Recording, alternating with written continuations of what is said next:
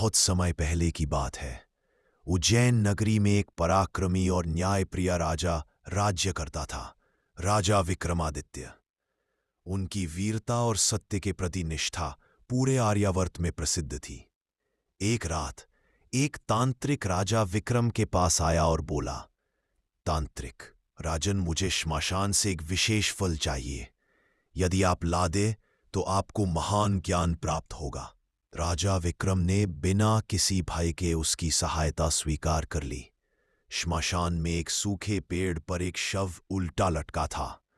वह कोई साधारण शव नहीं था, वह था बेताल, एक रहस्यमयी आत्मा।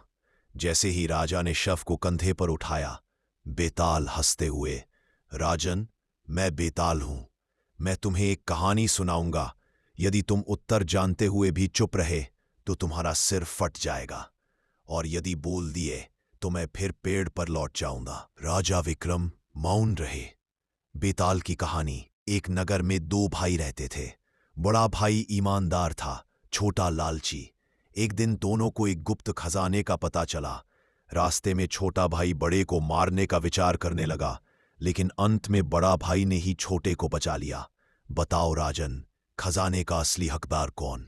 राजा विक्रम सत्य को जानकर भी चुप न रह सके। राजा विक्रम, खजाने का हकदार बड़ा भाई है, क्योंकि उसने लालच नहीं धर्म को चुना। बेताल जोर से हंसते हुए, पर अब मैं फिर लौटता हूं। और बेताल फिर से उसी पेड़ पर जा लटका। राजा विक्रम बिना थके बिना डरे फिर से उसे पकड़ने चल पड़े। यही थी राजा विक्रम की महानता, साहस, सत्य और धैर्य। विक्रम और बेताल की यह कथा हमें सिखाती है कि सत्य चाहे कितना भी कठिन हो, उसे कहना ही सच्चा धर्म है।